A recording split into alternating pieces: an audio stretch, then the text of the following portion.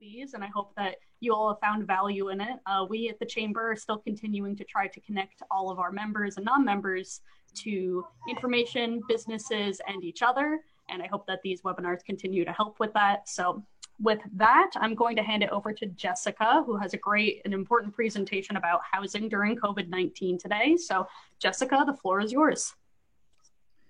Good morning, everybody. My name is Jessica Padilla-Gonzalez, and I'm very excited to be here with you all. I am the Executive Director of the Housing Partnership, and today I'll be presenting on housing during COVID-19.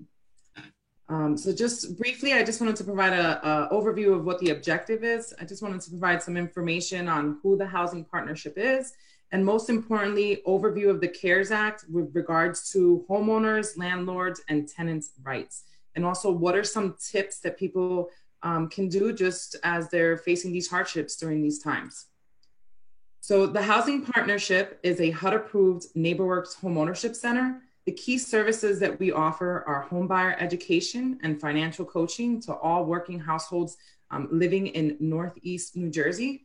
We are now providing rental counseling services, foreclosure services. Those are free and offered again to any household who's currently facing hardships with their homes. And we also administer the sale of over 590 affordable units located throughout Morris County. All this information can be found on our newly updated website, which I'll share at the end. So the CARES Act. The CARES Act was enacted on March 27th, 2020, and it signed a $2.2 trillion relief act to help people. The CARES Act also granted forbearance rights and protections against foreclosures to residents with federally backed loans. So federally backed loans is kind of the key words in that aspect. If somebody has a federally backed loan, it means that the loan is either a Freddie Mac, Fannie Mae, FHA, USDA, or any loan that is currently backed by the federal government.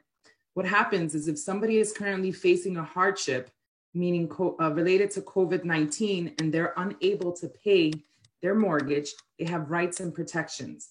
The first option is they're able to suspend payments for up to 180 days. The key thing that people need to understand and remember is if they have taxes and insurance that they pay on their own, they must continue to make those payments. All right, they need to make payment arrangements with their town and their insurance and contact them immediately. If somebody has a federally backed loan, again, meaning a Fannie Mae, Freddie Mac, FHA, USDA loan, after the 180-day repayment, after the 180 days is up, there are some repayment plans, right? So the bank does not forgive the payments. They just have to be able to offer them means to pay back the missed payments. One of the options is a payment in full, usually on the last day of the 180 days. This obviously is a hardship for anybody. If you couldn't make the payments initially, find it very difficult that you would all of a sudden come up with the 180 days of payments all at once. So the banks have now started offering repayment plans. Some of these repayment plans mean that a homeowner can spread out the missed payments over the course of 6 months or 12 months, or there's a newly added option which it can be added towards the end of the loan, meaning at the end of the 30-year payment. Deferral is also a brand new one that just came out, I think maybe last week on Thursday. And again, this option puts the payments, the missed payments at the end of the loan. So they're due at the end of the 30 years. Or if somebody cashes out or refinances, those missed payments are going to go into the balance due. At the end of the presentation, I do have some tips and websites for people to visit where they can determine what kind of loan or find out and look up what type of loan they currently have on their property. So those resources will be towards the end. Now, let's say somebody has a non-federally backed loan. Some of these lenders are offering options and they're limited types of forbearance or payment suspensions. I'll be using those two words interchangeably. Again, the key aspect here is if you're paying your taxes and insurance on your own, you must continue to do that. But if your lender is paying that for you, they will continue to make those payments during the deferment period. So forbearance repayments options are typically tied to the amount being repaid. So again, if you have a non-federally backed mortgage, what's going to happen at the end of the suspension period is the lender may require you to make the payments in full. So on the 4th month or the 6th month, they may ask you to pay back the entire period of payments that were missed plus the current month.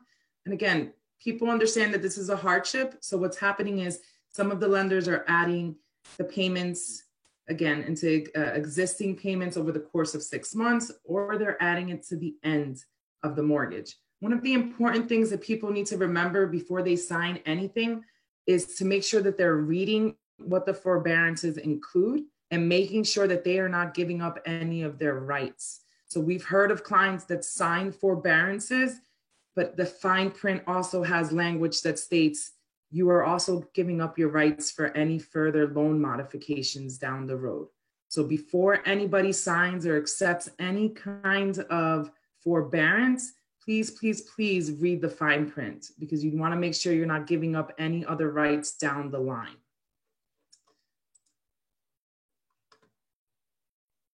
So let's say somebody does receive a forbearance or a suspension payment option and they cannot make the payments.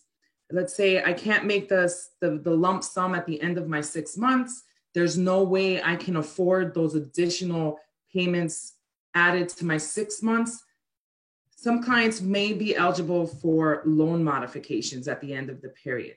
What we're asking everybody to do is just to make sure that they're gathering all their documents as of now, you know, their income taxes, their pay stubs, their furlough letters, anything. So if we do have to end up applying for a modification, we have all the documentation up front. Unfortunately, some lenders may not be willing to do modifications. So our organization would work with somebody to look into loan modifications. Always our goal is to keep people in their homes, but sometimes people have to sell. So we have to look at short sales, deed in lieu and foreclosure or foreclosure. We are hopeful that during this time, we will be able to assist the majority of our clients and anybody out there with the loan modification, considering the current conditions that we're living through. So as of, I think, March 22nd, we as an organization started doing rental counseling. And what we're seeing lately is a lot of landlords contacting us with questions. So if you are a landlord and you own a property that has a federally backed loan, meaning a Fannie Mae, Freddie Mac, FHA, USDA loan, you are eligible for a modification. It's important to understand that you are also eligible to take advantage of a loan forbearance plan or payment suspension. The key aspects of that is that you have to have had your mortgage payments on time as of February 1st, 2020, in order to take advantage of any type of forbearance. The forbearance period is usually for up to 30 days initially or 90 days. And then you can request an additional 2 more 30-day periods of suspension.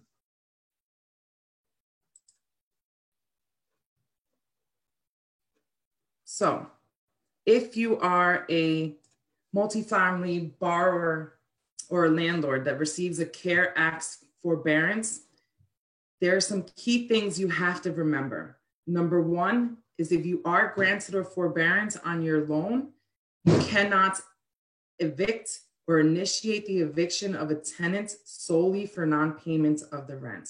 You cannot charge any late fees, penalties, or other charges to the tenant if you are currently under a forbearance plan. Essentially, this is done to alleviate some of the stresses that a landlord may have with their payments, to also alleviate the renter. Okay, you cannot evict the person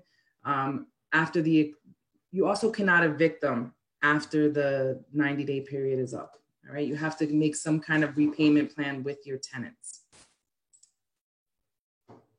So do we have any questions at this point in the queue, or should we continue with the presentation? Nothing yet, but check back later and I will let you know.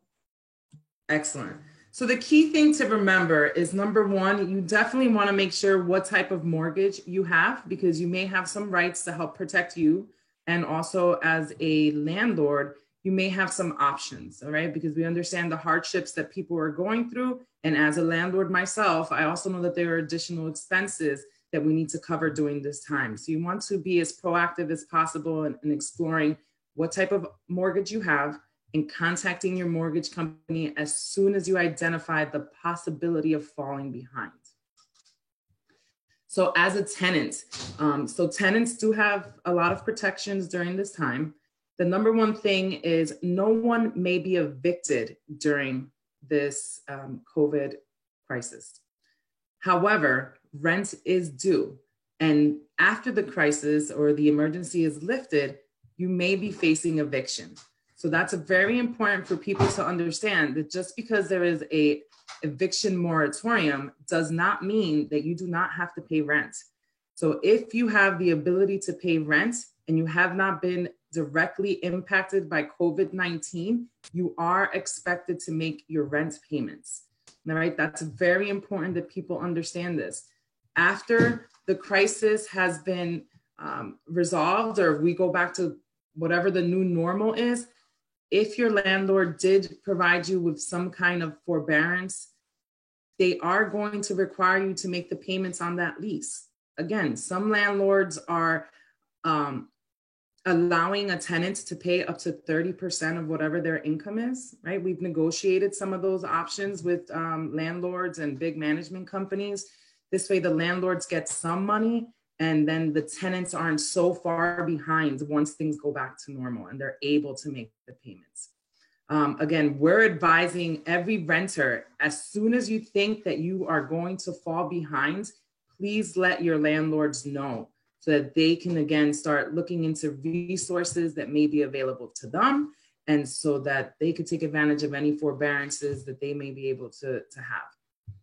There's also this new thing with the Executive Order 128. So we've gotten a ton of phone calls of that. So what the Executive Order 128 is that a renter can exercise their right to have their landlord utilize their security deposit to pay for backed rent. So this is a really good option for someone to take advantage of, especially of a landlord that may have other expenses or a mortgage to pay. The key aspect of this is it does not need to be repaid back unless the renter is going to stay there for an additional 6 months or at the time that they sign a renewed lease. So the security deposit does need to be replenished at some point in time. The most important thing that we're stressing with everybody that we communicate with is everything should be in writing, right? You want to have it clearly stated what's happening, what my options are, how my payments are being credited towards my future arrearage. And again, communication, because everybody is currently going through this situation. So as I mentioned before, no one may be removed from their home for inability to pay during COVID-19. I think I stressed this again in the beginning. When people heard eviction moratorium, they immediately assumed that the rent was not due and that they would not be getting evicted. You can still get evicted once the courts open up. I'm pretty sure there will be some landlords that will go in and start filing these evictions. So the key, again, is to communicate with your landlord. Let them know, listen, I'm having a hard time. How can we negotiate a repayment plan? Because you don't want to be evicted at this point in time. We're also seeing lately in the last, I'm gonna say last week, we've had a lot of tenants contact us that landlords are all of a sudden selling the property. So we don't know if this is as a way, again, to try to force the tenant to move out or vacate the property and put somebody new in. But if you're a landlord out there, I think the most important thing is really communicate with your tenants, find out what's going on, and try to make some kind of happy medium at this point in time. Because selling a home, again, creates a hardship, as the tenants may not feel comfortable having a real estate agent or strangers come into their home. So really be considerate of everybody's situation. So the CARES Act also included a short-term stay on foreclosure proceedings. And essentially, it's the same thing as the eviction. It doesn't mean that foreclosures cannot happen. It just means that there is a pause on the actual foreclosures. So there are no filings taking place at this point in time. And the key with this, as I mentioned with the tenants, is you have to communicate to your mortgage company that you are afraid of falling behind or that you will fall behind because they may have some options to keep you in your home and are planning ahead. I guess the key words that I'm trying to stress during the presentation is be proactive, not reactive. I know it's a scary time for people, but it's really important for you to communicate with everybody because if you don't tell somebody that you don't have the ability to pay, they don't know. So during that time, it just basically means that there cannot be any foreclosure filings and except if the property is vacant or abandoned. Do we have any questions? Not yet. Beautiful. So very briefly, I guess my next steps is if you know someone who's experienced a hardship due to COVID-19, the first thing that they should do is look up the type of loan that they have. I will provide a link at the end of the presentation with how to do that. The most important thing, again, is communication. We need to talk to each other. We need to know what's going on. So they might want to contact their servicer to express their hardship and then explore forbearance options with the servicers. Some banks have made it very easy when you go online to try to make your payments. They have a radio button that you click and you can select cannot make my payment at this time due to a COVID-related hardship. And then the lender may call you back to confirm and then talk to you about your options. Please note that some of the people that are calling you back are just reading off a script. So it's really important that you as a homeowner do your homework, right? Understand what's being told to you. Ask the key questions. Am I giving up any rights in the future for a loan modification? When are my payments due? What are my options going to be after my forbearance period expires? And it's, again, important to ask the right questions. If you're not comfortable doing this on your own, as I mentioned, the Housing Partnership is a HUD-approved counseling agency, and we offer free foreclosure counseling or modification to households of all incomes. Anybody can contact the Housing Partnership. Our services are free. It doesn't matter if you make $20,000 a year or $200,000 a year. Our counselors are here to assist you in understanding this process and making sure that you are taking advantage of the correct options that are available for you. So if you're a renter experiencing a hardship, again, I may sound like a broken record, but communication is key. So you want to contact your landlord as soon as possible. I know some tenants have told us our landlords don't want to hear it, but the key is for you to document it in writing that you've expressed to them that you are facing a hardship. We've also told a lot of renters, why don't you have your landlord contact us so that we can work with them to figure out if they might be eligible for modifications? Because some landlords do not know that their multifamily apartments are eligible if they are financed through the federally backed loan. If you're a renter and or a landlord, again, you could contact a HUD-approved counseling agency like the Housing Partnership, and we'll be more than happy to help you explore the options that are available to you. So I do have a Q&A question. If we don't have any questions, I think the most important thing is our website. Our website has the ability to, if you're a renter, if you are a landlord, all of our forms are available online. Typically, once you submit an intake form, you can get a phone call back within 24 to 48 hours, and someone can talk to you to kind of go over what's going on, and we can explore some options. My final slide is going to be about the resources that are out there. So key lookup tools. So Fannie Mae has a lookup tool. Freddie Mac has a lookup tool. But the bottom one, the multifamily lookup tool, has a great option for anybody that may be living in a big apartment complex. You could find out if the mortgage on that property is backed by any federally backed loans. If you follow that last page down here, that multifamily lookup tool, That one also takes you to additional pages. So let's say your initial lookup says this property is not eligible. It'll say click here to check the next screen. The other thing that this last one does is, let's say you're a renter who lives in a single family property. You can also look it up and determine whether or not your landlord has a Fannie or Freddie. The most important thing to remember, again, I don't think I could stress it enough, is communicate, because maybe your landlord is asking for payments because they're not aware that they may be eligible, or they don't understand what's going on. And I think it's important at this point in time for us to communicate as much as possible and share.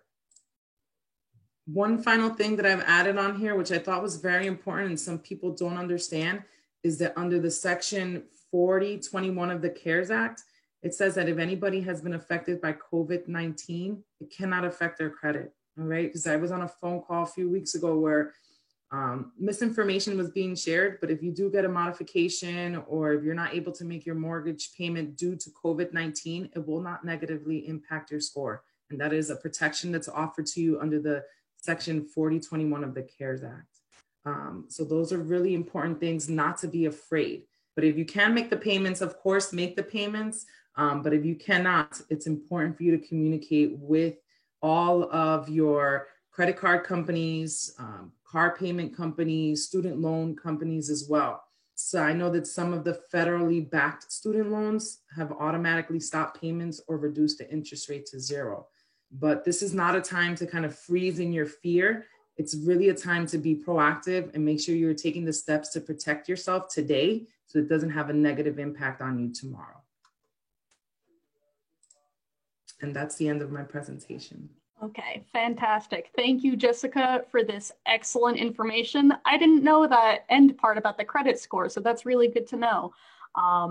I really think that the moral of the story here is that we need to work together through this, and I really appreciate that. So thank you for this fantastic information. I really hope it helps people that need it. It's going to be on our Facebook page. We will be posting this to our YouTube channel and our website's video gallery once it's edited. And thank you again. Thank you so much for this information. I think it's fantastic to put out there. Excellent. Yeah. And if anybody has any, no, continue. I'm sorry. No, I cut you off. Oh, no, you're good. I was just going to say Housing Partnership does excellent work for our community. So thank you so much. Thank you. And again, our website is available. Our staff is working remotely. Our phone number, we're always here to help. So thank you so much for having me. I appreciate it. Of course. I'll drop that website link in the comments on the Facebook stream. So thank you so much again. And everyone have a great day. And I'll see you on the next webinar. Take care, everyone. Bye. Thank you.